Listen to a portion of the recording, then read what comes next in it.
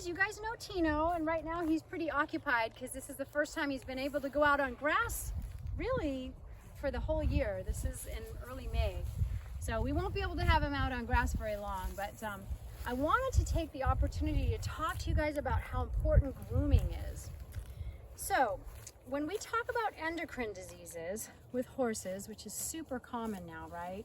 These guys get insulin resistance, they get Cushing's, they get diabetes. I mean, they kind of, in a way, get a little bit of what people get, right? We have to make sure that this horse doesn't get too fat and that he stays exercised enough for his calorie intake, which means I have to work him about 200 minutes a week. So we run insulin levels. His last insulin level was a few months ago and it was 0.2, so it's really nice and low, which I love. Insulin levels tell you a lot about if the horse is getting insulin resistant. Super important.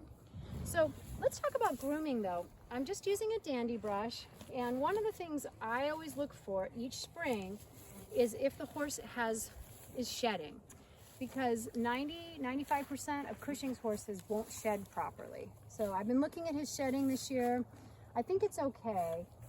The other horses all shed it out, so this horse is not shed it out. So in my mind I'm thinking, well, he could have a little bit of Cushing starting. Maybe we should run some blood work soon.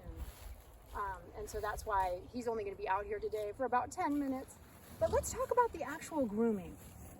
So when we use the dandy brush or the body brush on them, what we want to do is we want to stimulate blood flow. So we want to stimulate blood flow at the skin surface. And so ideally the horse is groomed vigorously for 45 minutes a day. Do I do that? No. Should I do that? Yes. And I think if you have enough horses and you've been around horses, there's a lot of should-haves and wish I did and all those things.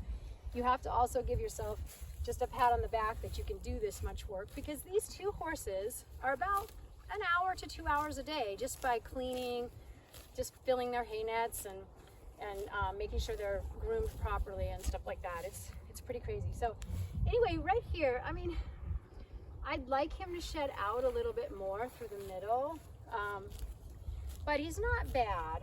So I want you guys to watch your horses and make sure that they're shedding properly,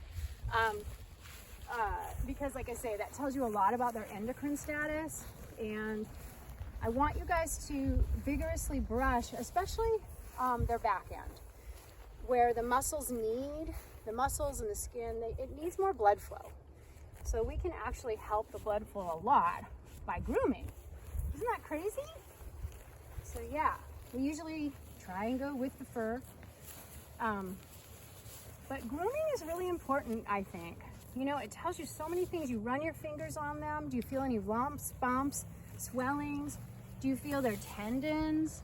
Are their tendons inflamed at all? Are their hooves the right temperature? They should be nice and cool to the touch. They shouldn't be hot or inflamed. So grooming is super important. And even as veterinarians, you know, a lot of people think, you must have people that groom your horses for you. I don't want it. Even if I had $1 million, I would not want other people to groom my horse for me, because then I don't get the information, right? I want information from about how they're doing. So anyway, what do you guys think about grooming? Do you groom your horses 45 minutes a day? If you do, my hat is off to you.